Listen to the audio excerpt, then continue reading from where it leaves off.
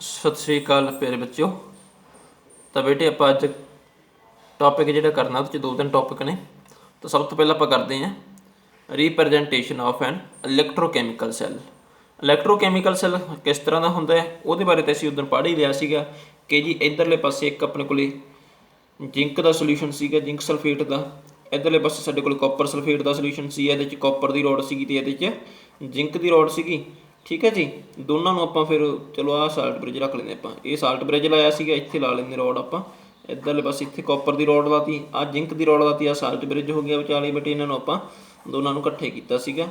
इत्थे एमोमीटर लाया सी, इत्थे की लाई सी। ठीक है, और 1 मोलर जिंक सल्फेट सीगा, इत्थे 1 मोलर साडे कोल बेटे कॉपर सल्फेट सी। आप उदन किया वा तां करके मैं छोटा ही कर रहा। आ कॉपर की रॉड सी, ए बेटे जिंक की रॉड। इधरला पासा एज आ एनोड एक्ट करता सीगा ते इधरला पासा एज आ कैथोड एक्ट करता सीगा। ठीक है, इधरों इलैक्ट्रॉन जाते सी उधर नूं बेटे। एट एनोड की हो रहा सीगा बई, एट एनोड ऑक्सीडेशन हो रही सीगी। जिंक जिहड़ा हैगा वै वो 2 इलैक्ट्रॉन दिंदा पिया सीगा, उधरले पासे 2 इलैक्ट्रॉन जा रहे ने। और एट कैथोड की हो रहा सी बई, जिहड़ा कॉपर है एट कैथोड, कैथोड के उत्ते जिहड़ा कॉपर 2 पॉजिटिव है, कॉपर आयन है, वो 2 इलैक्ट्रॉन लैके कॉपर बनते पे सी। मतलब कि इत्ते रिडक्शन हो रही सी। हुण जेकर असीं इस सैल नूं दर्शाउणा होवे तां की सानूं एड्डा सारा सैल लिखना पऊगा? नहीं जी, असीं इस सैल नूं एक बहुत छोटे ਜਿਹੇ तरीके दे नाल दर्शा सकते हैं। देखो किदां, जिहड़ा साडे कोल साल्ट ब्रिज लाया वा उहनूं बेटे असीं आह 2 लाइनां दे नाल डिनोट करते हैं। ये साल्ट ब्रिज नूं डिनोट करन दी जिहड़ी हैगी है साडे कोल तरीका हैगा। ठीक है, हुण देखो आ साडे कोल जिंक तो की बन रहा बेटे, जिंक 2 पॉजिटिव बनता पाया, मतलब इसकी ऑक्सीडेशन हो रही है तो और यदि रिडक्शन हो रही है। ठीक है, और जिहदी ऑक्सीडेशन हो रही है तो असीं उहनूं ऐ लिखांगे भी जिहड़ा जिंक सीगा, जिंक तो जिंक 2 पॉजिटिव बनता पाया, इउं करके लिखांगे। और इधरले पासे कॉपर 2 पॉजिटिव तो कॉपर बनता पाया, तो असीं कह दांगे जी कॉपर 2 पॉजिटिव तो की बनता पाया, कॉपर। जिहड़ी मतलब कि आह लाइन है, ये लाइन नूं आपां जिहड़े हैगे दर्शाउने आ भी आह जिहड़ा तीर है। ठीक है, इदां करके इहनूं लिखदे भी इहदे तो आह चीज़ बनती पई, इहदे तो आह चीज़ बनती पई है। ठीक है, ਤਾਂ ਨਾਲ ਇਹਦੇ ਨਾਲ ਜੋ ਵੀ ਸੋਲਿਡ ਹੋਊਗਾ ਇਹਦੀ ਜਿਹੜੀ ਹੈਗੀ ਕੰਸਨਟ੍ਰੇਸ਼ਨ ਹੋਊਗੀ, ਇੱਥੇ ਕੰਸਨਟ੍ਰੇਸ਼ਨ ਲਿਖ ਦਿਆ ਕਰਾਂਗੇ, ਇੱਥੇ ਵੀ ਇਹਦੀ ਕੰਸਨਟ੍ਰੇਸ਼ਨ ਲਿਖ ਦਿਆ ਕਰਾਂਗੇ। ਠੀਕ ਹੈ, ਉਹ ਆਪਾਂ ਨਾਲ ਜਿਹੜੀ ਤੁਹਾਨੂੰ ਲਿਖੀ ਹੋਇਆ ਕਰੂਗੀ। ਤਾਂ ਇੱਦਾਂ ਕਰਕੇ ਬੇਟੇ ਜਦੋਂ ਇਹਨੂੰ ਆਪਾਂ ਦਰਸਾਉਣਾ ਹੈਗਾ, ਹੁਣ ਕੰਸਨਟ੍ਰੇਸ਼ਨ ਇੱਥੇ ਕਿੰਨੀ ਸੀਗੀ, ਇਹਦੇ 'ਚ ਆਪਾਂ ਨੂੰ ਪਤਾ 1 ਮੋਲਰ ਕੰਸਨਟ੍ਰੇਸ਼ਨ ਸੀਗੀ। ਠੀਕ ਹੈ, ਤੇ ਇੱਥੇ ਆਪਾਂ ਫਿਰ ਨਾਲ 1 ਮੋਲਰ ਲਿਖ ਦਿਆਂਗੇ। ਤਾਂ ਆਕਸੀਡੇਸ਼ਨ ਵਾਲਾ ਬੇਟੇ ਹਮੇਸ਼ਾ ਇੱਥੇ ਮੂਹਰੇ ਰੱਖਣਾ ਤੁਸੀਂ। ਜਿੰਕ ਸੋਲਿਡ ਤੋਂ ਕੀ ਬਣਦਾ ਪਿਆ ਬੇਟੇ, जिंक 2 पॉजिटिव नाल तुसी 1 मोलर कंसनट्रेशन लिख लेनी है। ठीक है, और इधरले पासे कॉपर 2 पॉजिटिव तो किहड़ा कॉपर 2 पॉजिटिव है बेटे 1 मोलर, तो की बनता पाया भी उहदे तो कॉपर बनता पाया। इहनूं तुसी उधरले पासे रखना। ठीक है, मतलब ऑक्सीडेशन वाला मूहरे रखना है, रिडक्शन वाला मगर रखना है।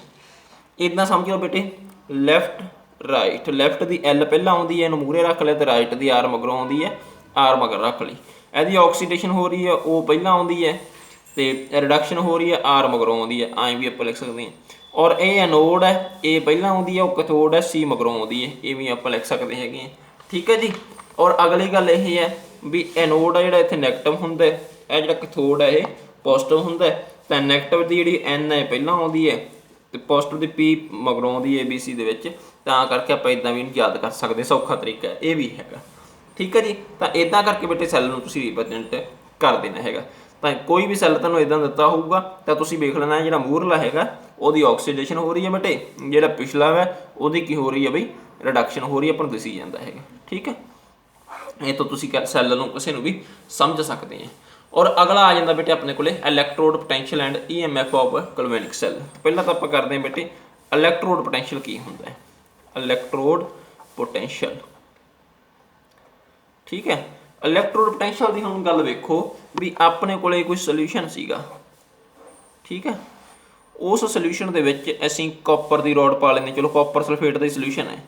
ठीक है जी, कॉपर की रॉड पाती असीं। हुण इत्थे की हो सकता है, ये आ वेखो जिवें इत्थे अपन कोले अपन पता भी आह इलैक्ट्रॉन छड्डदा पिया सीगा ते आह इलैक्ट्रॉन लैंदा पिया सीगा, है ना।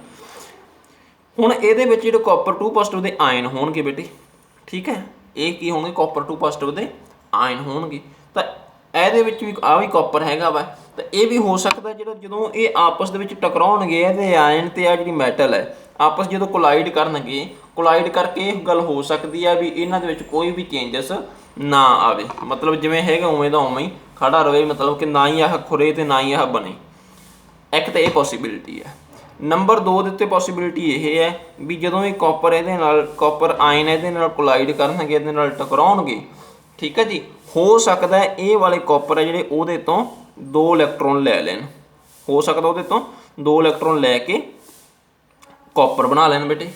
ਇਹ ਵੀ ਗੱਲ ਹੋ ਸਕਦੀ ਹੈ ਨਾ ਵੀ ਉਹਦੇ ਤੋਂ 2 ਇਲੈਕਟ੍ਰੋਨ ਲੈ ਕੇ ਕਾਪਰ ਬਣਾ ਲੈਣ, ਠੀਕ ਹੈ। ਇਹਦਾ ਮਤਲਬ ਕੀ ਹੈ ਵੀ ਇਹਨੇ ਉਹਦੇ ਤੋਂ ਇਲੈਕਟ੍ਰੋਨ 2 ਲੈ ਲਏ ਹੈਗੇ ਆ, ਠੀਕ ਹੈ ਜੀ। ਜਾਂ ਇੱਦਾਂ ਹੋ ਸਕਦਾ ਵਾ ਵੀ ਆਹ ਜਿਹੜਾ ਆਪਣੇ ਕੋਲੇ ਹੈਗਾ ਵਾ ਇਹ ਕਾਪਰ ਦੀ ਰੋਡ ਹੈ, ਉਹ ਕਾਪਰ ਦੀ ਰੋਡ ਕੀ ਹੈ 2 ਇਲੈਕਟ੍ਰੋਨ ਛੱਡਦੀ ਹੋਵੇ ਤਾਂ ਕਾਪਰ 2 ਪੋਜ਼ਿਟਿਵ ਬਣਦਾ ਹੋਵੇ, 2 ਇਲੈਕਟ੍ਰੋਨ ਛੱਡ ਕੇ ਕਾਪਰ ਪੋਜ਼ਿਟਿਵ ਕਾਪਰ 2 ਪੋਜ਼ਿਟਿਵ ਬਣਦਾ ਹੋਵੇ, ਠੀਕ ਹੈ। ਤਾਂ ਰੋਡ ਦੇ ਉੱਤੇ ਵੀ ਡਿਪੈਂਡ, ਇੱਥੇ ਹੁਣ ਆਪਣੇ ਕੋਲ ਇਹ ਗੱਲਾਂ 'ਤੇ ਡਿਪੈਂਡ ਹੁੰਦਾ ਪਿਆ ਵੀ ਆਹ ਜਿਹੜੀ ਕਾਪਰ ਆ ਜਿਹੜਾ ਇੱਥੋਂ ਇਹਨਾਂ ਇਲੈਕਟ੍ਰੋਨ ਲੈ ਕੇ ਇਹਦੇ 'ਤੇ ਜੰਮਦੇ ਪਏ ਹੈ, ਜਾਂ ਫਿਰ ਉਹ 2 ਇਲੈਕਟ੍ਰੋਨ ਛੱਡ ਕੇ ਉਹ ਖੁਰਦੀ ਪਈ ਆ, ਉਹ ਖੁਰਦੀ ਪਈ ਆ ਮਤਲਬ ਕਿ ਉਹਨੇ 2 ਇਲੈਕਟ੍ਰੋਨ ਛੱਡੇ ਔਰ ਕਾਪਰ 2 ਪੋਜ਼ਿਟਿਵ ਉਹਦੇ ਵਿੱਚੋਂ ਇੱਧਰ ਛੱਡਤਾ ਥੱਲੇ, ਠੀਕ ਹੈ। ਇਹ 2 ਪੋਸੀਬਿਲਿਟੀਜ਼ ਇਹ ਸੀਗੀਆਂ। ਤੀਜੀ ਪੋਸੀਬਿਲਿਟੀ ਉਹ ਸੀਗੀ ਜਿਹਦੇ 'ਚ ਕੋਈ ਚੇਂਜ ਨਹੀਂ ਆਉਂਦਾ ਪਿਆ, ਠੀਕ ਹੈ। ਜਿਵੇਂ ਆਪਾਂ ਇੱਥੇ ਗੱਲ ਕੀਤੀ ਸੀ, ਤੁਹਾਨੂੰ ਇੱਥੇ ਸਮਝਾਉਣਾ ਹੈ। ਇੱਥੇ ਤੁਸੀਂ ਕੀ ਵੇਖਿਆ ਸੀ ਬੇਟੇ, ਆਹ ਜਿਹੜਾ ਕਾਪਰ ਸੀਗਾ ਉਹਦੇ 'ਚ ਕੀ ਹੁੰਦਾ ਪਿਆ ਸੀ, ਕਾਪਰ 2 ਪੋਜ਼ਿਟਿਵ ਆ ਜਿਹੜੇ ਉਹ 2 ਇਲੈਕਟ੍ਰੋਨ ਲੈਂਦੇ ਸੀਗੇ ਤਾਂ ਕਾਪਰ ਬਣ ਕੇ ਉਹਦੇ ਉੱਤੇ ਚਿੰਬੜੀ ਜਾਂਦੇ ਸੀ ਇੱਥੇ, ਠੀਕ ਹੈ। ਔਰ ਇਹਦੇ 'ਚ ਕੀ ਹੋਇਆ ਸੀਗਾ ਵੀ ਇਹਦੇ 'ਚ ਜਿਹੜਾ ਜ਼ਿੰਕ ਸੀਗਾ ਉਹ 2 ਇਲੈਕਟ੍ਰੋਨ ਬੇਟੇ ਛੱਡਦਾ ਸੀਗਾ, 2 ਇਲੈਕਟ੍ਰੋਨ ਛੱਡ ਕੇ ਤੇ ਇਹਦੇ ਵਿੱਚ ਆ ਰਿਹਾ ਸੀਗਾ, ਇਹ ਖੁਰਦਾ ਪਿਆ ਸੀ, ਉਹ 'ਤੇ ਜੰਮਦਾ ਪਿਆ ਸੀਗਾ। ਇਹੀ ਚੀਜ਼ ਇਹਦੇ 'ਚ ਵੀ ਰੋਡ ਜਿਹੜੀ ਹੈ ਉਹਦੀ ਆਕਸੀਡੇਸ਼ਨ ਵੀ ਹੁੰਦੀ ਹੋ ਸਕਦੀ ਹੈ, ਉਹਦੀ ਰਿਡਕਸ਼ਨ ਵੀ ਹੁੰਦੀ ਹੋ ਸਕਦੀ ਹੈ। ਮੰਨ ਲਓ ਆਹ ਚੀਜ਼ ਹੋ ਰਹੀ ਹੈ ਬੇਟੇ, ਤੇ ਇਹਦਾ ਮਤਲਬ ਇਹ 2 ਇਲੈਕਟ੍ਰੋਨ ਛੱਡਦੀ ਹੈ ਤੇ ਇੱਥੇ ਕੀ ਹੋ ਰਿਹਾ ਬਈ ਆਕਸੀਡੇਸ਼ਨ ਹੋ ਰਿਹਾ, ਠੀਕ ਹੈ। ਜੇ ਆਹ ਚੀਜ਼ ਹੋ ਰਹੀ ਹੈ ਤਾਂ ਆਪਾਂ ਕਹਿ ਸਕਦੇ ਹਾਂ ਜੀ ਰੋਡ ਦੀ ਕੀ ਹੋ ਰਹੀ ਹੈ ਬੇਟੇ, ਰਿਡਕਸ਼ਨ ਹੋ ਰਹੀ ਹੈ, ਠੀਕ ਹੈ।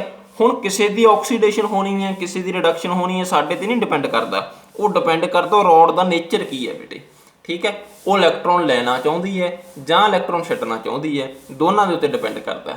ਅੱਛਾ, ਹੁਣ ਜਦੋਂ ਇਲੈਕਟ੍ਰੋਨ ਲਊਗੀ ਜਾਂ ਇਲੈਕਟ੍ਰੋਨ ਛੱਡੂਗੀ ਤਾਂ ਇੱਥੇ ਨਾ ਇੱਕ ਬੇਟੇ ਪੋਟੈਂਸ਼ੀਅਲ ਜਿਹੜਾ ਡਿਫਰੈਂਸ ਸੈਟਅਪ ਹੋ ਜਾਣਾ। ਪੋਟੈਂਸ਼ੀਅਲ ਡਿਫਰੈਂਸ ਦਾ ਮਤਲਬ ਹੁੰਦਾ ਵੀ ਇਹਦੇ ਵਿੱਚ ਦੋਨਾਂ ਦੇ ਵਿੱਚ ਨਾ, ਹੁਣ ਆਹ ਜਿਹੜੇ ਇਲੈਕਟ੍ਰੋਨ ਜਾਂਦੇ ਇਹਦਾ ਅਸਲ 'ਚ ਕਾਰਨ ਇਹਦਾ ਇਹੀ ਸੀਗਾ ਵੀ ਇਹਨਾਂ 'ਚ ਪੋਟੈਂਸ਼ੀਅਲ ਡਿਫਰੈਂਸ ਸੀਗਾ। ਪੋਟੈਂਸ਼ੀਅਲ ਡਿਫਰੈਂਸ ਕੀ ਹੁੰਦਾ, ਮੈਂ ਤੁਹਾਨੂੰ ਸੌਖੀ ਜਿਹੀ ਐਗਜ਼ਾਮਪਲ ਦਿੰਦਾ ਇੱਕ। ਮੰਨ ਲਓ ਬੇਟੇ ਤੁਹਾਡੇ ਕੋਲ ਇੱਕ ਪਾਣੀ ਦੀ ਨਾਲੀ ਹੈ, ਠੀਕ ਹੈ। ਆਹ ਪਾਣੀ ਦੀ ਨਾਲੀ ਹੈ, ਤੁਸੀਂ ਪਾਣੀ ਦੀ ਨਾਲੀ ਦੇ ਦੋਨੇ ਸਿਰੇ ਬਰਾਬਰ ਰੱਖ ਲਓ ਤਾਂ ਕੀ ਇਹਦੇ 'ਚੋਂ ਪਾਣੀ ਨਿਕਲੂਗਾ? ਜਦੋਂ ਦੋਨੇ ਸਿਰੇ ਬਰਾਬਰ ਹੋਣਗੇ ਤਾਂ ਇਹਦੇ 'ਚੋਂ ਪਾਣੀ ਨਹੀਂ ਬਾਹਰ ਆਉਣਾਗਾ। ਪਰ ਜਦੋਂ ਇੱਕ ਸਿਰਾ ਉੱਚਾ ਹੋਊਗਾ, ਠੀਕ ਹੈ ਜੀ, ਦੂਜਾ ਸਿਰਾ ਨੀਵਾਂ ਕਰਾਂਗੇ ਤਾਂ ਅਸੀਂ ਉਹਦੇ 'ਚ ਪਾਣੀ ਨਿਕਲਣਾ ਸ਼ੁਰੂ ਹੋ ਜੂ। ਕਿਉਂ? ਕਿਉਂਕਿ ਹੁਣ ਇਹਨਾਂ ਦੇ ਦੋਨਾਂ ਸਿਰਿਆਂ ਦੇ ਵਿੱਚ ਇੱਕ ਫਰਕ ਪਾਤਾ ਸੀ। ਇਸੇ ਨੂੰ ਆਪਾਂ ਜਿਵੇਂ ਹੁਣ ਪਾਣੀ ਐਂ ਬਾਹਰ ਨਿਕਲਦਾ, ਇਹ ਜਿਹੜਾ ਫਰਕ ਹੈ ਉਹ ਜਦੋਂ ਆਪਾਂ ਬਿਜਲੀ ਵਾਲੇ ਚੱਕਰਾਂ 'ਚ ਪਾਵਾਂਗੇ ਤਾਂ ਉਹਨੂੰ ਪੋਟੈਂਸ਼ੀਅਲ ਡਿਫਰੈਂਸ ਕਹਿ ਦਿੰਦੇ ਆ, ਠੀਕ ਹੈ। ਇਸ ਪੋਟੈਂਸ਼ੀਅਲ ਡਿਫਰੈਂਸ ਕਰਕੇ ਹੀ ਚਾਰਜ ਨੇ ਮੂਵ ਕਰਨਾ। ਜਿਵੇਂ ਇਹਦੇ ਵਿੱਚ ਅਸੀਂ ਇਹਦੀ ਉਚਾਈ ਦੇ ਫਰਕ ਪਾ ਕੇ ਜਿਹੜਾ ਹੈਗਾ ਪਾਣੀ ਬਾਹਰ ਕੱਢਿਆ ਹੈਗਾ, ਠੀਕ ਹੈ। ਤਾਂ ਹੁਣ ਜਿਹੜਾ ਇਹਦੇ ਵਿੱਚ ਸੋਲਿਊਸ਼ਨ ਦੇ ਵਿੱਚ ਤੇ ਇਸ ਜਿਹੜਾ ਇਲੈਕਟ੍ਰੋਡ ਹੈ, ਇਹਨਾਂ ਦੋਨਾਂ ਦੇ ਵਿੱਚ ਜਿਹੜਾ ਪੋਟੈਂਸ਼ੀਅਲ ਡਿਫਰੈਂਸ ਸੈਟਅਪ ਹੋਇਆ, potential difference setup between metal and solution, ਠੀਕ ਹੈ। ਉਹਨੂੰ ਅਸੀਂ ਕੀ ਕਹਿ ਦਾਂਗੇ ਬੇਟੇ, ਉਹਨੂੰ ਅਸੀਂ ਇਲੈਕਟ੍ਰੋਡ ਪੋਟੈਂਸ਼ੀਅਲ ਕਹਿ ਦਾਂਗੇ। ਉਹਨੂੰ ਕੀ ਕਹਿ ਦਾਂਗੇ ਵੀ ਇਲੈਕਟ੍ਰੋਡ ਪੋਟੈਂਸ਼ੀਅਲ। ਸਮਝ ਲੱਗ ਗਈ ਨਾ? Potential difference setup between metal and it's solution. ਜਿਹੜਾ ਆਪਾਂ ਨੇ ਸੋਲਿਊਸ਼ਨ ਲਿਆ ਵਾ ਉਹਦੇ ਵਿੱਚ ਤੇ ਜਿਹੜੇ ਮੈਟਲ ਲਈ ਹੈ ਉਹਦੇ ਵਿੱਚ, ਦੋਨਾਂ ਦੇ ਵਿੱਚ ਜਿਹੜਾ ਸੈਟਅਪ ਹੋਇਆ ਉਹਨੂੰ ਅਸੀਂ ਕੀ ਕਹਿ ਦਾਂਗੇ ਬੇਟੇ, ਇਲੈਕਟ੍ਰੋਡ ਪੋਟੈਂਸ਼ੀਅਲ ਕਹਿ ਦਾਂਗੇ। ਕਿਸੇ ਦਾ ਇਲੈਕਟ੍ਰੋਡ ਪੋਟੈਂਸ਼ੀਅਲ ਵੱਧ ਹੋਊਗਾ, ਕਿਸੇ ਦਾ ਘੱਟ ਹੋਊਗਾ। ਹੁਣ ਇਲੈਕਟ੍ਰੋਡ ਪੋਟੈਂਸ਼ੀਅਲ 2 ਤਰ੍ਹਾਂ ਦੇ ਹੁੰਦੇ ਬੇਟੇ। ਇੱਕ ਕਿਹੜਾ ਹੁੰਦਾ ਵਾ, ਆਕਸੀਡੇਸ਼ਨ ਪੋਟੈਂਸ਼ੀਅਲ, ਆਕਸੀਡੇਸ਼ਨ ਪੋਟੈਂਸ਼ੀਅਲ, ਠੀਕ ਹੈ। ਨੰਬਰ 2 ਦੇ ਉੱਤੇ ਪੋਟੈਂਸ਼ੀਅਲ ਹੁੰਦਾ ਜਿਹੜਾ, ਉਹ ਹੁੰਦਾ ਰਿਡਕਸ਼ਨ ਪੋਟੈਂਸ਼ੀਅਲ, ਰਿਡਕਸ਼ਨ ਪੋਟੈਂਸ਼ੀਅਲ। ਇਹ ਹੁਣ 2 ਕੀ ਚੀਜ਼ਾਂ ਹੁੰਦੀਆਂ, ਬਸ ਸਿੰਪਲ ਜੀ ਗੱਲ ਹੈ। ਜੇ ਤਾਂ ਉਹਦੀ ਆਕਸੀਡੇਸ਼ਨ ਹੋ ਰਹੀ ਹੈ ਬੇਟੇ ਮੈਟਲ ਦੀ ਤਾਂ ਅਸੀਂ ਉਹਨੂੰ ਆਕਸੀਡੇਸ਼ਨ ਪੋਟੈਂਸ਼ੀਅਲ ਕਹਿ ਦਿੰਦੇ ਹਾਂ, ਉਹਦਾ ਜਿਹੜਾ ਪੋਟੈਂਸ਼ੀਅਲ ਸੈਟਅਪ ਹੋਊਗਾ। ਜੇ ਉਹਦੀ ਰਿਡਕਸ਼ਨ ਹੋ ਰਹੀ ਸੀ, ਉਹਦਾ ਜਿਹੜਾ ਪੋਟੈਂਸ਼ੀਅਲ ਸੈਟਅਪ ਹੁੰਦਾ ਉਹਦੇ 'ਚ, ਉਹਨੂੰ ਅਸੀਂ ਕੀ ਕਹਿ ਦਿੰਦੇ ਬੇਟੇ, ਰਿਡਕਸ਼ਨ ਪੋਟੈਂਸ਼ੀਅਲ ਕਹਿ ਦਿੰਦੇ ਹਾਂ, ਠੀਕ ਹੈ। ਅਤੇ ਸਿੰਪਲ ਜੀ ਗੱਲ ਹੀ ਹੈ ਰਿਡਕਸ਼ਨ ਪੋਟੈਂਸ਼ੀਅਲ। ਅਤੇ ਇਹਦੀਆਂ ਤੁਹਾਨੂੰ ਐਗਜ਼ਾਮਪਲਾਂ ਦਿੱਤੀਆਂ ਹੋਈਆਂ ਕਿਤਾਬ ਦੇ ਵਿੱਚ, ਤੁਸੀਂ ਪੜ੍ਹ ਲੈਣਾ, ਮੈਂ ਇੱਥੇ ਬਹੁਤਾਂ ਨਹੀਂ ਦੱਸੂਗਾ। ਤਾਂ ਜਿਵੇਂ ਆਪਣੇ ਕੋਲ ਆਹ ਵਾ, ਇਹਦੀ ਰਿਡਕਸ਼ਨ ਹੋ ਰਹੀ ਹੈ ਅਤੇ ਇਹਦਾ ਮਤਲਬ ਇੱਥੇ ਜਿਹੜਾ ਪੋਟੈਂਸ਼ੀਅਲ ਡਿਫਰੈਂਸ ਸੈਟਅਪ ਹੋਇਆ ਉਹ ਇਹਦਾ ਕੀ ਹੋਊਗਾ ਬੇਟੇ, ਰਿਡਕਸ਼ਨ ਪੋਟੈਂਸ਼ੀਅਲ ਹੋਊਗਾ। ਔਰ ਆਹ ਜਿਹੜਾ ਇੱਥੇ ਆਕਸੀਡੇਸ਼ਨ ਹੋ ਰਹੀ ਹੈ, ਇਹਦਾ ਮਤਲਬ ਇਹਦੇ 'ਚ ਪੋਟੈਂਸ਼ੀਅਲ ਡਿਫਰੈਂਸ ਸੈਟਅਪ ਹੋਊਗਾ ਜਿਹੜਾ, ਉਹਨੂੰ ਅਸੀਂ ਕੀ ਕਹਿ ਦਾਂਗੇ ਬੇਟੇ, ਰਿਡਕਸ਼ਨ ਸੌਰੀ ਆਕਸੀਡੇਸ਼ਨ ਪੋਟੈਂਸ਼ੀਅਲ, ਇਹਨੂੰ ਆਪਾਂ ਕੀ ਕਹਿ ਦਾਂਗੇ ਵੀ ਆਕਸੀਡੇਸ਼ਨ ਪੋਟੈਂਸ਼ੀਅਲ ਆਖ ਦਿਆਂਗੇ। ਠੀਕ ਹੈ, ਬਸ ਸਿੰਪਲ ਜੀ ਗੱਲ ਹੈ। ਅੱਛਾ ਅਗਲੀ ਗੱਲ ਆ ਜਾਂਦੀ ਬੇਟੇ EMF। EMF ਕੀ ਹੈ? ਇਹਨੂੰ ਕਹਿੰਦੇ ਬੇਟੇ ਇਲੈਕਟ੍ਰੋਮੋਟਿਵ ਫੋਰਸ। ਠੀਕ ਹੈ, ਔਰ ਇਹਨੂੰ ਆਪਾਂ ਸੈੱਲ ਪੋਟੈਂਸ਼ੀਅਲ ਵੀ ਕਹਿ ਦਿੰਦੇ ਹਾਂ, ਔਰ ਸੈੱਲ ਪੋਟੈਂਸ਼ੀਅਲ। ਇਹ ਕੀ ਬਲਾ ਆ ਗਈ ਹੁਣ ਨਵੀਂ? ਠੀਕ ਹੈ, ਸੈੱਲ ਪੋਟੈਂਸ਼ੀਅਲ ਆ ਜਿਵੇਂ ਕਿ ਆਪਣੇ ਕੋਲੇ 2 ਇਲੈਕਟ੍ਰੋਡ ਆਪਾਂ ਲਾਏ ਸੀਗੇ ਇੱਦਾਂ ਕਰਕੇ। ਠੀਕ ਹੈ ਜੀ, ਇੱਥੇ ਸਾਲਟ ਬ੍ਰਿਜ ਲੱਗਿਆ ਸੀਗਾ ਤੇ ਇੱਧਰਲੇ ਪਾਸੇ ਇੱਕ ਮੈਟਲ ਲਾਈ ਵੀ ਸੀਗੀ, ਇੱਧਰਲੇ ਪਾਸੇ ਇੱਕ ਮੈਟਲ ਲਾਈ ਵੀ ਸੀ। ਠੀਕ ਹੈ, ਤਾਂ ਇੱਥੇ ਐਮੋਮੀਟਰ ਸੀ, ਤੁਹਾਨੂੰ ਸਾਰਾ ਕੁਝ ਪਤਾ ਹੀ ਹੈ ਜਿਵੇਂ ਆਪਾਂ ਪਹਿਲਾਂ ਬਣਾਇਆ ਸੀ। ਹੁਣ ਆਪਾਂ ਨੂੰ ਪਤਾ ਇੱਧਰਲੇ ਸੋਲੂਸ਼ਨ ਨੂੰ ਇਕੱਲੇ ਨੂੰ ਦੇਖੋ ਬੇਟੇ, ਇਹਦਾ ਕੋਈ ਨਾ ਕੋਈ ਇਲੈਕਟ੍ਰੋਡ ਪੋਟੈਂਸ਼ੀਅਲ ਬਣੂਗਾ ਔਰ ਉਹਦਾ ਵੀ ਕੋਈ ਨਾ ਕੋਈ ਇਲੈਕਟ੍ਰੋਡ ਪੋਟੈਂਸ਼ੀਅਲ ਬਣੂਗਾ। ਠੀਕ ਹੈ ਨਾ, ਦੋਨਾਂ ਦਾ ਆਪਣਾ ਆਪਣਾ ਇਲੈਕਟ੍ਰੋਡ ਪੋਟੈਂਸ਼ੀਅਲ ਹੋਊਗਾ। ਇਲੈਕਟ੍ਰੋਡ ਪੋਟੈਂਸ਼ੀਅਲ ਜਿਹੜਾ ਸੋਲੂਸ਼ਨ ਦਾ ਇਹ ਧਿਆਨ ਰੱਖਣਾ ਵੀ ਜਿਹੜਾ ਇਲੈਕਟ੍ਰੋਡ ਪੋਟੈਂਸ਼ੀਅਲ ਹੈ ਉਹ ਸਿਰਫ ਤੇ ਸਿਰਫ ਮੈਟਲ ਦਾ ਸੋਲੂਸ਼ਨ ਦੇ ਨਾਲ ਹੀ ਦੇਖਣਾ ਜਾਣਾ, ਉਹਨੂੰ ਆਪਾਂ ਇਲੈਕਟ੍ਰੋਡ ਪੋਟੈਂਸ਼ੀਅਲ ਕਹਿੰਦੇ ਆ। ਹੁਣ ਇਸ ਸੋਲੂਸ਼ਨ ਦਾ ਆਪਦਾ ਇਲੈਕਟ੍ਰੋਡ ਪੋਟੈਂਸ਼ੀਅਲ ਹੋਊਗਾ ਮੈਟਲ ਦਾ, ਤੇ ਇਹਦਾ ਆਪਦਾ ਹੋਊਗਾ, ਔਰ ਉਹ ਦੋਨਾਂ ਦੇ ਇਲੈਕਟ੍ਰੋਡ ਪੋਟੈਂਸ਼ੀਅਲ ਦੇ ਵਿੱਚ ਜਿੰਨਾ ਡਿਫਰੈਂਸ ਹੋਊਗਾ, ਦੇਖੋ ਇਹਦਾ ਇਲੈਕਟ੍ਰੋਡ ਪੋਟੈਂਸ਼ੀਅਲ ਹੋਰ ਹੈ, ਉਹਦਾ ਇਲੈਕਟ੍ਰੋਡ ਪੋਟੈਂਸ਼ੀਅਲ ਹੋਰ ਹੈ। ਠੀਕ ਹੈ, ਜਿਵੇਂ ਇਹਦੇ ਵਿੱਚ ਜ਼ਿੰਕ ਹੈ, ਆਹ ਜ਼ਿੰਕ ਦੀ ਰੋਡ ਹੈ, ਆਹ ਕਾਪਰ ਦੀ ਰੋਡ ਹੈ। ਠੀਕ ਹੈ, ਜ਼ਿੰਕ ਸਲਫੇਟ ਦਾ ਸੋਲੂਸ਼ਨ ਹੈ, ਉਧਰਲੇ ਪਾਸੇ ਬੇਟੇ ਕਾਹਦਾ ਸੋਲੂਸ਼ਨ ਹੈ? ਮੰਨ ਲਓ ਕਾਪਰ ਸਲਫੇਟ ਦਾ ਸੋਲੂਸ਼ਨ ਹੈ। ਠੀਕ ਹੈ, ਇਹਦੀ ਆਕਸੀਡੇਸ਼ਨ ਹੋ ਰਹੀ ਹੈ, ਇਹਦਾ ਆਕਸੀਡੇਸ਼ਨ ਪੋਟੈਂਸ਼ੀਅਲ ਆ, ਉਹਦੀ ਰਿਡਕਸ਼ਨ ਹੋ ਰਹੀ ਹੈ, ਉਹਦਾ ਰਿਡਕਸ਼ਨ ਪੋਟੈਂਸ਼ੀਅਲ ਹੈ। ਔਰ ਇਹਨਾਂ ਦੋਨਾਂ ਦਾ ਜੇਕਰ ਆਪਾਂ ਮਿਲਾ ਲਈਏ, ਡਿਫਰੈਂਸ ਵੇਖਣਾ ਹੋਵੇ, ਡਿਫਰੈਂਸ ਵੇਖਣ ਵਾਸਤੇ ਸਾਨੂੰ ਇੱਕ ਕੰਮ ਕਰਨਾ ਪੈਣਾ ਬੇਟੇ, ਜਾਂ ਤਾਂ ਅਸੀਂ ਦੋਨਾਂ ਦਾ ਆਕਸੀਡੇਸ਼ਨ ਪੋਟੈਂਸ਼ੀਅਲ ਵੇਖੀਏ, ਜਾਂ ਦੋਨਾਂ ਦਾ ਕੀ ਹੈ ਰਿਡਕਸ਼ਨ ਪੋਟੈਂਸ਼ੀਅਲ ਦੇਖੀਏ। ਦੇਖੋ ਜਿਹਦੀ ਆਕਸੀਡੇਸ਼ਨ ਹੋ ਰਹੀ ਹੈ ਨਾ, ਉਹ ਮੈਂ ਤੁਹਾਨੂੰ ਗੱਲ ਦੱਸਾਂ ਵੀ ਉਹਦਾ ਆਕਸੀਡੇਸ਼ਨ ਪੋਟੈਂਸ਼ੀਅਲ ਜ਼ਿਆਦਾ ਹੁੰਦਾ, ਜਿਹਦੀ ਰਿਡਕਸ਼ਨ ਹੋ ਰਹੀ ਹੈ ਉਹਦਾ ਰਿਡਕਸ਼ਨ ਪੋਟੈਂਸ਼ੀਅਲ ਜ਼ਿਆਦਾ ਹੁੰਦਾ। ਠੀਕ ਹੈ, ਅਗਲੀ ਗੱਲ ਇਹ ਹੈ ਵੀ ਜਿਹਦਾ ਆਕਸੀਡੇਸ਼ਨ ਪੋਟੈਂਸ਼ੀਅਲ ਜ਼ਿਆਦਾ ਹੈ ਇਹਦਾ ਮਤਲਬ ਉਹਦਾ ਰਿਡਕਸ਼ਨ ਪੋਟੈਂਸ਼ੀਅਲ ਘੱਟ ਹੈ, ਔਰ ਜਿਹਦਾ ਰਿਡਕਸ਼ਨ ਪੋਟੈਂਸ਼ੀਅਲ ਜ਼ਿਆਦਾ ਹੈ ਇਹਦਾ ਮਤਲਬ ਹੈ ਉਹਦਾ ਆਕਸੀਡੇਸ਼ਨ ਪੋਟੈਂਸ਼ੀਅਲ ਘੱਟ ਹੈ। ਠੀਕ ਹੈ, ਤੇ ਆਪਾਂ ਡਿਫਰੈਂਸ ਵੇਖਣ ਵਾਸਤੇ ਬੇਟੇ ਤੁਹਾਨੂੰ ਦੋਨਾਂ ਦੇ ਵਿੱਚ ਇੱਕੋ ਚੀਜ਼ ਲੈਣੀ ਪਊਗੀ। ਠੀਕ ਹੈ ਨਾ, ਜਿਵੇਂ ਆਪਾਂ ਸੈਂਟੀਮੀਟਰ ਹੋਵੇ ਤੇ ਮੀਟਰ ਹੋਵੇ, ਉਹਨਾਂ ਦੇ ਆਪਾਂ ਡਿਫਰੈਂਸ ਵੇਖਣੇ ਹੁੰਦੇ, ਜਾਂ ਤਾਂ ਦੋਨਾਂ ਨੂੰ ਮੀਟਰ 'ਚ ਬਣਾਉਣੇ ਆ ਜਾਂ ਦੋਨਾਂ ਨੂੰ ਸੈਂਟੀਮੀਟਰ 'ਚ ਬਣਾਉਣੇ ਆ। ਐਵੇਂ ਹੀ ਇੱਧਰ ਹੈ, ਜਾਂ ਤਾਂ ਦੋਨਾਂ ਦੇ ਅਸੀਂ ਰਿਡਕਸ਼ਨ ਪੋਟੈਂਸ਼ੀਅਲ ਲਈਏ ਜਾਂ ਦੋਨਾਂ ਦੇ ਅਸੀਂ ਆਕਸੀਡੇਸ਼ਨ ਪੋਟੈਂਸ਼ੀਅਲ ਲਈਏ, ਡਿਫਰੈਂਸ ਅਸੀਂ ਫੇਰ ਵੇਖ ਸਕਦੇ ਹਾਂ। ਚਲੋ ਬੇਟੇ ਆਪਾਂ ਕੀ ਕਰਨਾ ਨਾ, ਦੋਨਾਂ ਦੇ ਰਿਡਕਸ਼ਨ ਪੋਟੈਂਸ਼ੀਅਲ ਹੀ ਲੈ ਲੈਣੇ, ਜਿਹਦਾ ਆਕਸੀਡੇਸ਼ਨ ਪੋਟੈਂਸ਼ੀਅਲ ਜ਼ਿਆਦਾ ਹੈ ਉਹਦਾ ਰਿਡਕਸ਼ਨ ਪੋਟੈਂਸ਼ੀਅਲ ਕੀ ਹੋ ਜਾਊਗਾ ਵੀ ਘੱਟ ਹੋਊਗਾ।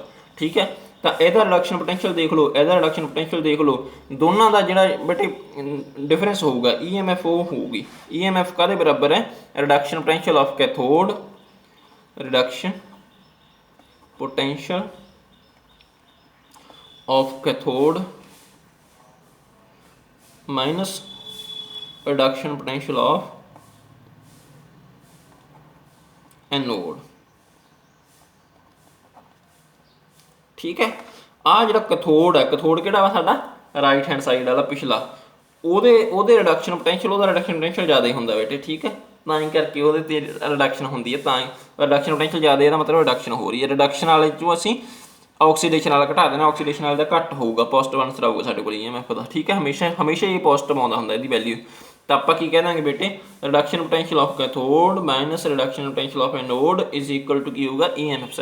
ਮਤਲਬ ਕਿ ਇਹਨਾਂ ਦੋਨਾਂ ਦਾ ਅਸੀਂ ਕੀ ਲੈ ਲਿਆ ਬਈ, ਡਿਫਰੈਂਸ ਲੈ ਲਿਆ। ਇਹਨੂੰ ਆਪਾਂ E ਸੈੱਲ ਦੇ ਨਾਲ ਵੀ ਨੋਟ ਕਰ ਦਿੰਦੇ, ਜਿਹਨੂੰ ਸੈੱਲ ਪੋਟੈਂਸ਼ੀਅਲ ਕਹਿੰਦੇ ਆਪਾਂ, ਜਿਹਨੂੰ ਆਪਾਂ ਕੀ ਕਹਿ ਦਿੰਦੇ ਬੇਟੇ, ਸੈੱਲ ਪੋਟੈਂਸ਼ੀਅਲ ਵੀ ਕਹਿ ਦਿੰਦੇ ਹਾਂ, ਜਾਂ ਫਿਰ ਇਲੈਕਟ੍ਰੋਮੋਟਿਵ ਫੋਰਸ ਵੀ ਕਹਿ ਦਿੰਦੇ ਹਾਂ। ਠੀਕ ਹੈ, ਤਾਂ ਸੈੱਲ ਪੋਟੈਂਸ਼ੀਅਲ ਕੀ ਆਊਗਾ, E ਕੈਥੋਡ ਮਾਈਨਸ E ਐਨੋਡ। ਠੀਕ ਹੈ ਜੀ, ਜਾਂ E ਰਾਈਟ ਹੈਂਡ ਸਾਈਡ ਵਾਲਾ ਹੀ ਲੈਣੇ ਆ ਮਾਈਨਸ E ਲੈਫਟ। ਠੀਕ ਹੈ, ਇਉਂ ਕਰਕੇ ਆਪਾਂ ਲੈ ਲੈਣੇ ਹੈਗੇ ਰਿਡਕਸ਼ਨ ਪੋਟੈਂਸ਼ੀਅਲ ਦੋਨਾਂ ਦੇ ਲੈ ਕੇ ਨਾ, ਫਿਰ ਅਸੀਂ ਉਹਨਾਂ ਦੋਨਾਂ 'ਚ ਡਿਫਰੈਂਸ ਕਰਕੇ ਸੈੱਲ ਪੋਟੈਂਸ਼ੀਅਲ ਫਾਈਂਡ ਆਊਟ ਕਰ ਸਕਦੇ ਹਾਂ। ਬੜਾ ਸੌਖਾ ਜਿਹਾ ਕੰਮ ਆ ਬੇਟੇ। ਠੀਕ ਹੈ, ਹੁਣ ਥੋੜ੍ਹੀ ਜਿਹੀ ਗੱਲ ਇੱਕ ਹੋਰ ਆ ਜਾਂਦੀ ਹੈ ਵੀ, ਕਈ ਵਾਰੀ ਤੁਹਾਨੂੰ ਪੇਪਰ 'ਚ ਪੁੱਛ ਲੈਂਦੇ ਵੀ EMF cell and potential difference ਦੇ ਵਿੱਚ ਅੰਤਰ ਦੱਸੋ। ਦੋਨਾਂ ਦੇ ਵਿੱਚ ਹੈ ਕੁਛ ਵੀ ਨਹੀਂ ਗਾ ਫਰਕ ਇੰਨਾ ਖਾਸ। ਮੈਂ ਤੁਹਾਨੂੰ ਇਹ ਵੀ ਕਹੀ ਜਾਂਦਾ ਵੀ EMF ਸੈੱਲ ਕੀ ਹੈ ਜੀ, ਇਹਨਾਂ ਦੋਨਾਂ ਦਾ ਪੋਟੈਂਸ਼ੀਅਲ ਡਿਫਰੈਂਸ ਹੈ। ਹੁਣ ਤੁਸੀਂ ਕਹੋਗੇ ਫਿਰ ਇਹਨਾਂ ਦੇ ਵਿੱਚ ਅਸੀਂ ਫਰਕ ਕਿਵੇਂ ਦੱਸਾਂਗੇ, ਪੋਟੈਂਸ਼ੀਅਲ ਡਿਫਰੈਂਸ ਦੇ ਵਿੱਚ ਤੇ EMF ਸੈੱਲ ਦੇ ਵਿੱਚ। ਠੀਕ ਹੈ, ਫਰਕ ਹੈਗਾ ਵੀ ਹੈ ਤੇ ਦੋਨੇ ਸੇਮ ਵੀ ਬਣ ਜਾਂਦੇ ਬੇਟੇ। ਦੇਖੋ ਕਿਵੇਂ, EMF ਸੈੱਲ ਆ ਜਿਹੜਾ ਉਹ ਇੱਕ ਤਰ੍ਹਾਂ ਦਾ ਪੋਟੈਂਸ਼ੀਅਲ ਡਿਫਰੈਂਸ ਹੀ ਹੈ। ਕਦੋਂ ਹੈ? ਦੋ ਇਲੈਕਟ੍ਰੋਡ ਦਾ ਪੋਟੈਂਸ਼ੀਅਲ ਡਿਫਰੈਂਸ ਜਦੋਂ ਉਹਨਾਂ ਦੇ ਵਿੱਚ ਹਲੇ ਚਾਰਜ ਨਹੀਂ ਜਾ ਰਿਹਾ, ਜਾਂ ਚਾਰਜ ਜਿਹੜਾ ਬਹੁਤ ਨੈਗਲੀਜੀਬਲ ਜਾ ਰਿਹਾ, ਓਪਨ ਸਰਕਟ ਹੈ। ਠੀਕ ਹੈ, ਹਜੇ ਆਪਾਂ ਤਾਰ ਨਹੀਂ ਲਾਈ, ਉਦੋਂ ਜਿਹੜਾ ਇਹਨਾਂ ਦੇ ਵਿੱਚ ਪੋਟੈਂਸ਼ੀਅਲ ਡਿਫਰੈਂਸ ਸੀਗਾ ਨਾ, ਉਹਨੂੰ ਅਸੀਂ ਕੀ ਕਹਿੰਦੇ ਨੇ ਬੇਟੇ EMF ਉਦੋਂ ਕਹਿੰਦੇ ਆ ਉਹਨੂੰ, ਠੀਕ ਹੈ। ਵੈਨ ਨੋ ਕਰੰਟ ਫਲੋ, ਠੀਕ ਹੈ, ਜਦੋਂ ਆਪਾਂ ਉਹਨੂੰ ਕੋਈ ਅਲਾਓ ਨਹੀਂ ਕੀਤਾਗਾ ਵੀ ਕਰੰਟ ਫਲੋ ਕਰੇ, ਜਾਂ ਜਿਹੜਾ ਬਹੁਤ ਨੈਗਲੀਜੀਬਲ ਕਰੰਟ ਜਾ ਰਿਹਾ, ਉਦੋਂ ਜਦੋਂ ਦੋਨਾਂ ਇਲੈਕਟ੍ਰੋਡਸ ਦਾ ਪੋਟੈਂਸ਼ੀਅਲ ਡਿਫਰੈਂਸ ਹੋਊਗਾ ਉਹਨੂੰ EMF ਸੈੱਲ ਕਹਿੰਦੇ ਆ। ਔਰ ਪੋਟੈਂਸ਼ੀਅਲ ਡਿਫਰੈਂਸ ਉਹਨੂੰ ਕਦੋਂ ਕਹਾਂਗੇ, ਜਦੋਂ ਬੇਟੇ ਉਹਨਾਂ ਦੇ ਵਿੱਚ ਸਰਕਟ ਦੇ ਵਿੱਚ ਕਰੰਟ ਜਿਹੜਾ ਹੈਗਾ ਵਾ ਫਲੋ ਕਰ ਰਿਹਾ ਹੈਗਾ ਵਾ, ਠੀਕ ਆ, ਉਦੋਂ ਜਿਹੜਾ ਡਿਫਰੈਂਸ ਹੋਊਗਾ ਉਹਨੂੰ ਪੋਟੈਂਸ਼ੀਅਲ ਡਿਫਰੈਂਸ ਕਹਾਂਗੇ। ਇਹਦੇ ਕਰਕੇ ਹੁਣ ਦੇਖੋ ਜਦੋਂ ਡਿਫਰੈਂਸ ਜਾ ਨਹੀਂ ਰਿਹਾ ਉਦੋਂ ਆਪਣੇ ਕੋਲੇ ਮੈਕਸਿਮਮ ਵੋਲਟੇਜ ਹੋਊਗੀ ਉਦੋਂ, ਠੀਕ ਹੈ, ਜਦੋਂ ਹਾਲੇ ਆਪਣੇ ਕੋਲੇ ਉਹ EMF ਸੈੱਲ ਲੈ ਰਹੇ ਆ, ਤੇ ਪੋਟੈਂਸ਼ੀਅਲ ਡਿਫਰੈਂਸ ਵੇਲੇ ਫਿਰ ਵੋਲਟੇਜ ਆਪਣੀ ਆਪ ਹੀ ਹੌਲੀ ਹੌਲੀ ਘਟਦੀ ਜਾਣੀ ਹੈ ਬੇਟੇ, ਠੀਕ ਹੈ। ਇਉਂ ਹੀ ਜਿਹੜਾ ਵਰਕ ਕੈਲਕੂਲੇਟ ਕਰਾਂਗੇ EMF ਵੇਲੇ ਮੈਕਸਿਮਮ ਆਊਗਾ, ਦੂਜੇ ਵੇਲੇ ਜਿਹੜਾ ਮੈਕਸਿਮਮ ਤੋਂ ਘੱਟ ਆਊਗਾ, ਠੀਕ ਹੈ। ਤਾਂ ਇਹ 3-4 ਜਿਹੜੇ ਡਿਫਰੈਂਸ ਹੈ ਤੁਹਾਡੀ ਕਿਤਾਬ ਦੇ ਵਿੱਚ ਦਿੱਤੇ ਹੋਏ, ਇਹਨਾਂ ਨੂੰ ਤੁਸੀਂ ਚੰਗੀ ਤਰ੍ਹਾਂ ਕਰ ਲੈਣਾ। ਬੜੀ ਮਿਹਰਬਾਨੀ, ਸ਼ੁਕਰੀਆ। ਅੱਜ ਦਾ ਆਪਣਾ ਟੌਪਿਕ ਇਹੀ ਹੈ ਬੇਟੇ। ਕੱਲ੍ਹ ਨੂੰ ਆਪਾਂ ਕਰਨਾ ਸਟੈਂਡਰਡ ਹਾਈਡਰੋਜਨ ਇਲੈਕਟ੍ਰੋਡ, ਠੀਕ ਹੈ, ਜਾਂ ਜਿਹਨੂੰ ਆਪਾਂ ਸਟੈਂਡਰਡ ਇਲੈਕਟ੍ਰੋਡ ਪੋਟੈਂਸ਼ੀਅਲ ਕਹਿੰਦੇ ਆ, ਤੇ ਉਹ ਤੁਸੀਂ +1 ਦੇ ਵਿੱਚ ਵੀ ਕਰਿਆ ਹੋਇਆ, ਉਹਨੂੰ ਤੁਸੀਂ ਪੜ੍ਹ ਕੇ ਰੱਖਣਾ। ਆਹ ਵੀ ਤੁਸੀਂ ਸ਼ਾਇਦ +1 'ਚ ਕੀਤਾ ਹੋਊਗਾ। ਇਹਨਾਂ ਨੂੰ ਸਾਰੀਆਂ ਚੀਜ਼ਾਂ ਨੂੰ ਚੰਗੀ ਤਰ੍ਹਾਂ ਨੋਟ ਕਰ ਲੈਣਾ। ਅਗਰ ਕਿਸੇ ਚੀਜ਼ ਦਾ ਨਹੀਂ ਪਤਾ ਲੱਗਿਆ ਤਾਂ ਕਮੈਂਟ ਕਰਕੇ ਪੁੱਛੋ, ਵੀਡੀਓ ਨੂੰ ਲਾਈਕ ਕਰੋ, ਸ਼ੇਅਰ ਕਰੋ, ਔਰ ਬੇਟੇ ਜਿਹੜੀ ਕੈਮਿਸਟਰੀ ਆਪਾਂ ਪੰਜਾਬੀ 'ਚ ਪੜ੍ਹਾ ਰਹੇ ਹਾਂ ਇਹਨੂੰ ਦੂਰ ਦੂਰ ਤੱਕ ਪਹੁੰਚਾ ਦਿਓ। ਬੜੀ ਮਿਹਰਬਾਨੀ, ਸ਼ੁਕਰੀਆ।